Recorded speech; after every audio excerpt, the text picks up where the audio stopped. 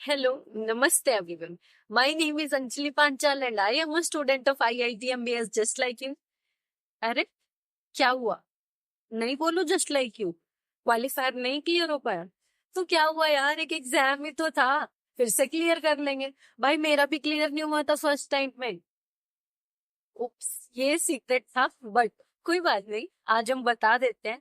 हाँ, मैं भी क्वालिफायर एग्जाम क्लियर नहीं कर पाई थी फर्स्ट टाइम में. वैसे हम ये स्टोरी बाद में भी सुनेंगे. चेयर अप करते हैं और फिर से शुरू करते हैं वीडियो को. सो हेलो, नमस्ते everyone. My name is Anjali Panchal and I am a student of IIT MBS just like you. If you are seeing my face for the very first time, consider subscribing because I make videos that make your BS degree easy and enjoyable. सो हमारी पिछली video में हमने बात की थी कि qualifier exam clear होने के बाद क्या करूं. अगर क्वालिफायर एग्जाम क्लियर ना हो तो जस्ट लाइक मी ऑब्वियसली. सो हम क्या करेंगे, हम फिर से करेंगे रीस्टार्ट. आपने वो मूवी तो देखी है ना, 12th फेल. उसमें भी तो वो रीस्टार्ट करता ही है. हम भी रीस्टार्ट करेंगे, डोंट वरी. सो इससे पहले मैं अपनी क्वालिफायर एग्जाम की आपको स्टोरी सुनाऊं, एक बार जल्दी जल्दी देख लेते हैं कि जो आपका री अटेम्प्ट है उसके लिए आपकी क्या रिक्वायरमेंट्स है और आपकी क्या प्रोसीजर रहने वाली है, आपको कैसे क्या करना चाहिए. So without further ado, let's start the video.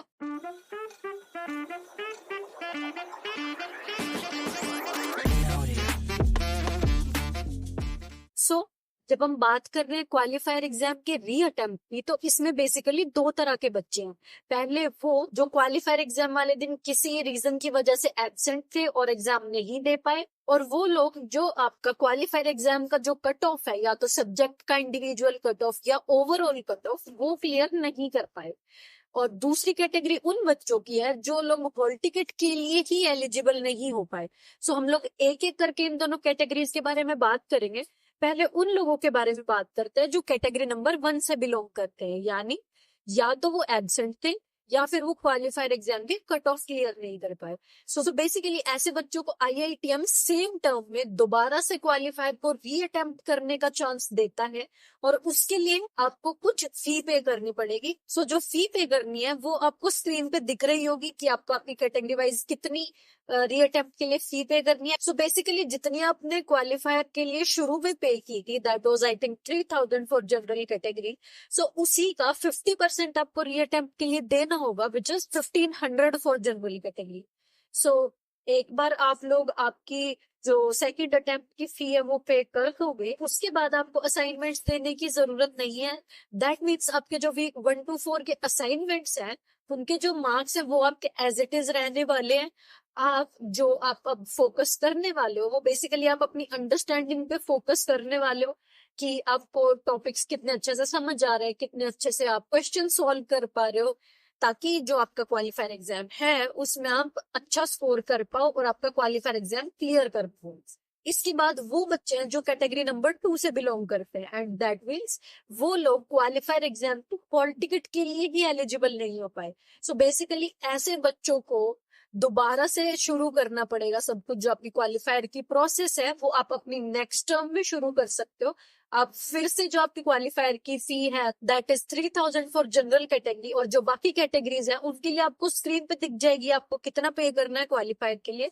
आप बेसिकली इतना फिर से पे करोगे अगले टर्म में, दैट इज सितंबर टर्म. आप सितंबर टर्म के लिए रजिस्टर करोगे, देन उसके बाद आप अपनी असाइनमेंट सबमिट करोगे, और इस बार आप ट्राई करोगे कि इस बार आपका जो असाइनमेंट का क्राइटेरिया है, कट ऑफ का क्राइटेरिया, वो इस बार फुलफिल हो जाए ताकि आप क्वालिफायर की हॉल टिकट के लिए एलिजिबल हो जाए. सो बेसिकली जो इस कैटेगरी के बच्चे हैं उनको IITM बिल्कुल फ्रेश कैंडिडेट्स की तरह ट्रीट करता है, और उनके जो कोई भी मार्क्स हैं, चाहे वो असाइनमेंट के मार्क्स हैं या क्वालिफायर के मार्क्स हैं, वो कैरी फॉरवर्ड नहीं होते. अब मेरे से कुछ लोग ये पूछ रहे थे कि जो क्वालिफायर का री अटेम्प्ट है, सपोज हम लोग सेम टर्म में दे रहे हैं, तो तब तक जो बाकी के बच्चे हैं जो क्वालिफायर क्लियर कर चुके हैं या जो जेई बेस्ड स्टूडेंट्स हैं, वो वीक 8 तक का पढ़ चुके होंगे. तो क्या हमें भी वीक 8 तक का पढ़ना है, और क्वालिफायर का क्या सिलेबस रहने वाला है? सो बेसिकली आपको सिर्फ वीक 1 to 4 तक ही पढ़ना है, इसके अलावा कुछ नहीं पढ़ना है. क्योंकि जब आप इस टर्म में री अटेम्प्ट दे के आप क्वालिफाई कर लोगे, तो आपको जो क्वालिफाई के बाद की जो रजिस्ट्रेशन की प्रोसेस है वो आपको अगली टर्म से ही करने का मौका मिलेगा. दैट मीन्स आपका जो वीक 1 to 4 वाला जो पोर्शन है वो आपको फिर से पढ़ना पड़ेगा। दोनों ही कैटेगरी के स्टूडेंट्स के लिए बेसिकली आपको जरूरत होगी नोट्स की और प्रीवियस ईयर क्वेश्चन पेपर्स की।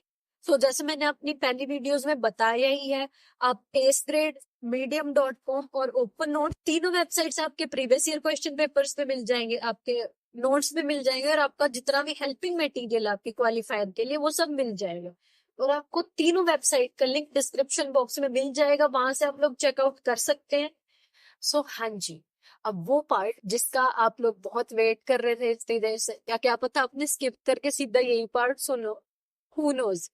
सो बेसिकली अब मैं शुरू करती हूँ जो मेरी क्वालिफायर एग्जाम की स्टोरी थी उससे।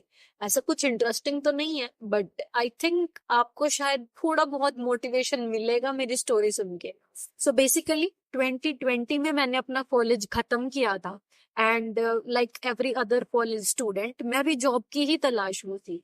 एंड बिकॉज कोरोना आ गया था, तो जो लोग जॉब कर रहे थे उन्हीं का इतना रिसेशन आ गया था, तो उन नए बंदों को तो कहाँ से ही जॉब मिलनी थी। सो उस टाइम पे सब लोग अपने घर पे थे। सो मेरे कजन्स ने मुझे सजेस्ट किया कि आई थिंक आपको आगे पढ़ना चाहिए, but I was like no, मैं आगे नहीं पढ़ने वाली। अब अगर मैं डिग्री करूंगी तो मैं आईआईटी से ही करूंगी। This is what I said. तब तक कुछ नहीं पता था कि आईआईटी कोई डिग्री लॉन्च करने वाला है या जो भी है। देन वो बात बोल के मैंने तो फोन रख दिया, बट 10 दिन बाद मेरे भैया का मेरे को एक मैसेज आता है, और जिसमें था कि आईआईटी मद्रास ने अपनी ऑनलाइन डिग्री लॉन्च कर दी है। सो अब क्योंकि बोल दिया था मैंने घर पे, सो पढ़ना तो था ही। सो मैंने भी एनरोल कर दिया। इट वॉज आई थिंक सितंबर 2020 जब मैंने एनरोल किया था, एंड अक्टूबर 2020 में हमारा फर्स्ट वीक ऑफ क्वालिफायर शुरू हो गया था। सो वही प्रोसेस जो हम लोग अपना 4 वीक का जो हमारे आ रहा था कंटेंट वही पढ़ना, देन असाइनमेंट्स करनी, बहुत ही टीडियस प्रोसेस था। तब तक तो पीवाईक्यूज भी नहीं थे, क्योंकि पहला ही एग्जाम था, किसी को कुछ नहीं पता कैसे एग्जाम होने वाला है, कहाँ पे होने वाला है, या क्या होगा एग्जाम के बाद। बेसिकली इतना पता था कि ये सिर्फ आईआईटी मद्रास की डिग्री है, एंड अगर आप इसमें एडमिशन ले लेते हो तो आप आईआईटी मद्रास के एज अ स्टूडेंट पार्ट बन जाओगे। सो मैंने भी अपनी तैयारी शुरू कर दी, एंड जैसे जैसे टाइम जा रहा था मैं भी असाइनमेंट सबमिट कर रही थी अपने, जो भी क्वेश्चंस थे, जितने भी प्रैक्टिस असाइनमेंट्स थे हर वीक के नीचे, ग्रेडेड असाइनमेंट थे वो सब कर रही थी, एक्टिविटी क्वेश्चंस थे वो सब कर रही थी। सब कुछ करने के बाद फाइनली हमारी हॉल टिकट आई, जब हमारा जो असाइनमेंट का क्राइटेरिया वो फुलफिल हो गया था। देन उसके बाद हमारा जो एग्जाम था वो था 22 नवंबर 2020 का। सो एग्जाम वाले दिन मैं रेडी होके पहुंची एग्जाम सेंटर, प्रॉपर जैसा हम लोग एग्जाम देने जाते हैं। 4 घंटे बाद एग्जाम देके वापस आई। सो आई वॉज इन डाउट कि क्या मैं क्लियर कर पाऊंगी या नहीं कर पाऊंगी, बट आई वॉज लाइक कि ठीक है यार, आज तक इतने सारे एग्जाम क्लियर किए हैं, ये तो क्या ही था। So I was a little over confident at that time.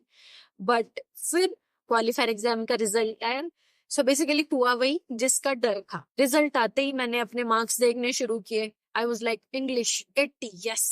सीटी 70, yes. Then maths 60+, okay. Then stats, and it was 39.5, yes, 39.5। आपको इंडिविजुअली हर एक सब्जेक्ट के लिए 40% चाहिए पास होने के लिए, और मुझे मिले 39.5। सिर्फ 0.5% मार्क्स नहीं आए मेरे, उस वजह से मुझे एडमिशन नहीं मिला। बट मुझे कहीं ना कहीं होप थी कि अभी सिर्फ मार्क्स ही आए हैं, अभी पास फेल का कुछ आया नहीं है, बिकॉज मैंने ओवरऑल कट ऑफ तो अच्छे मार्क्स से क्लियर कर ही ली है। सो क्या पता ये लोग नेग्लेक्ट कर दे यार, बहुत छोटा मार्जिन। बट जब फाइनल रिजल्ट आया और उसमें पता लगा कि अब मैं फेल हो गई हूँ, सो ऑब्वियसली ऑब्वियसली मैं बहुत रोई, मैं घर वालों के साथ जाके, क्योंकि पहले कभी ऐसा हुआ ही नहीं था कि मैं किसी चीज में फेल हो जाऊं। ये मेरा फर्स्ट टाइम था फेल होने के लिए। सो मेरी थोड़ी सी ईगो हर्ट हुई एंड आई स्टार्टेड सर्चिंग कि फिर से कैसे अप्लाई कर सकते हैं, क्या प्रोसेस है क्या नहीं है।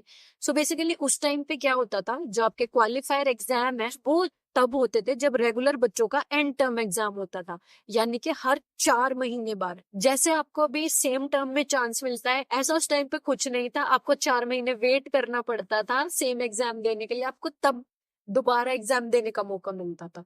सो फिर मैंने दिया री अटेम्प्ट के लिए अपना फी एंड मैं लग गई तैयारी में। जहां मैं 5 घंटे दिन के दे रही थी, वहां मैंने 8 घंटे दिन के, 9 घंटे दिन के पढ़ना शुरू किया। सारे क्वेश्चंस कर दिए, असाइनमेंट के, एक्टिविटी के, एक्स्ट्रा भी, यूट्यूब से भी पढ़ लिया, सब कर लिया। एंड फाइनली हॉल टिकट आ गई। आई वाज लाइक ये अब मार्च में होना है एग्जाम और हम अच्छे से एग्जाम देंगे। बट फिर हुआ ये कि कोरोना की सेकेंड वेव आ गई और उस टाइम पे केसेस बहुत बढ़ रहे थे। So it was not possible कि तब हम लोग ऑफलाइन कोई भी एग्जाम जाके दे पाए, क्योंकि बाहर निकलना अलाउड ही नहीं था। सो एग्जाम फिर पोस्टपोन होता गया। हमारा टाइम वेस्ट भी हो रहा था, फ्रस्ट्रेशन भी हो रही थी कि मेरे साथ ही क्यों ऐसा होता है। बट ठीक है, मन में कहीं ना कहीं एक होप थी कि जो हो रहा है अच्छे के लिए ही हो रहा है, वेट करते हैं, भगवान सब अच्छा ही करेंगे। सो उसके बाद आईआईटीएम ने एक फॉर्म रोल आउट किया। उस फॉर्म में लिखा था या तो आप अभी अपना क्वालिफायर के लिए ही प्रिपेयर कर सकते हो, क्योंकि ऑलरेडी जनवरी से मिड टर्म शुरू हो चुकी थी, या फिर आप एक काम कर सकते हो, आप अपना जो आगे का कंटेंट है वो आप पढ़ना शुरू करो, असाइनमेंट सबमिट करने शुरू करो, आपके जो बाकी एग्जाम्स है वो आप दो। अगर आप लोग क्वालिफायर में क्लियर हो जाते हो तो आपके ये एग्जाम्स भी क्लियर हो जाएंगे। सो एक बार तो मैंने सोचा कि मैं चारों के चारों कोर्सेज एक साथ ले लेती हूँ और फटाफट मैं सारा अपना एक टर्म में आधा फाउंडेशन खत्म कर दूंगी। बट मेरे दिमाग ने बोला नहीं भाई, रुको थोड़ी देर। अगर आपने आगे का पढ़ने के चक्कर में क्वालिफायर ही नहीं क्लियर कर पाए तो उसका क्या होगा? फिर से वही 4 महीने वेस्ट हुए ना। सो बेसिकली मुझे इतना विश्वास था कि इंग्लिश तो मुझे पढ़ना ही नहीं पड़ेगा। सो मैंने किया सिर्फ इंग्लिश के लिए रजिस्टर एंड मैंने फिर दिया क्वालिफायर एग्जाम। सो हमारा जो क्वालिफायर एग्जाम था वो अप्रैल एंड में जाके हुआ, जो कि मार्च एंड में होना था। तो बेसिकली 1 महीने का गैप आया उसमें। सो अप्रैल में जब एग्जाम हुआ, मैं फिर से एग्जाम देने गई, मैं फिर से अपने 4 वीक्स अच्छे से पढ़ के गई और मैंने इस बार इतने अच्छे मार्क्स से क्वालिफायर क्लियर किया कि मेरे घर वाले सारे खुश, मैं भी खुश, और it was a happy ending. Happy ending नहीं, basically it was a happy beginning of my journey to become an IITian. और क्योंकि जो मैं अभी कर पा रही हूँ that is because of this degree only. अगर ये डिग्री नहीं होती तो शायद ये यूट्यूब चैनल भी नहीं होता एंड आप लोग मुझे जानते तक नहीं। सो बेसिकली जो ये मेरी स्टोरी थी, ये ऐसा नहीं है कुछ कि मैं ये ब्रैग करना चाह रही हूँ कि मैं बहुत इंटेलिजेंट हूँ या जो भी है। नहीं, मैं नहीं हूँ भाई इंटेलिजेंट। मैंने खुद 2 बार में क्वालिफायर क्लियर किया है। सो अगर मैं कर सकती हूँ तो आप लोग क्यों नहीं? आप भी कर सकते हो। इसीलिए मैं आपको कह रही हूँ, आप लोग निराश मत हो। होता रहता है यार, एग्जाम्स है, आज नहीं तो कल पास हो ही जाएगा। और अगर नहीं हुआ तो फिर से रीस्टार्ट करेंगे। क्या फर्क पड़ता है? जेई के लिए भी तो लोग ड्रॉप लेते ही हैं, नीट के लिए भी तो लोग ड्रॉप लेते ही हैं। तो क्या हुआ? ये एग्जाम तो फिर भी क्वालिफायर है, हो जाएगा क्लियर, टेंशन मत लो। ठीक है। सो ये थी मेरी क्वालिफायर की एक छोटी सी स्टोरी। छोटी तो नहीं, आई वुड से आज कुछ ज्यादा ही हो गया, बट मेरा मोटिव सिर्फ इतना ही था कि मैं आप लोगों को मोटिवेट कर पाऊं रीस्टार्ट करने के लिए। सो अगर आपको ये वीडियो पसंद आई सो वीडियो को लाइक करो। अगर आपको ऐसी स्टोरी टाइम वीडियोस और चाहिए तो मुझे कमेंट्स में बता देना। मैं कोशिश करूंगी कि ऐसे sit down story time videos और बनाऊं और आपको एंटरटेन कर पाऊं। हम पढ़ाई के अलावा भी कुछ थोड़ी बात इधर उधर की कर पाए, है ना। और चैनल को सब्सक्राइब कर दो यार, बहुत मेहनत लगती है वीडियोस बनाने में। And thank you for watching.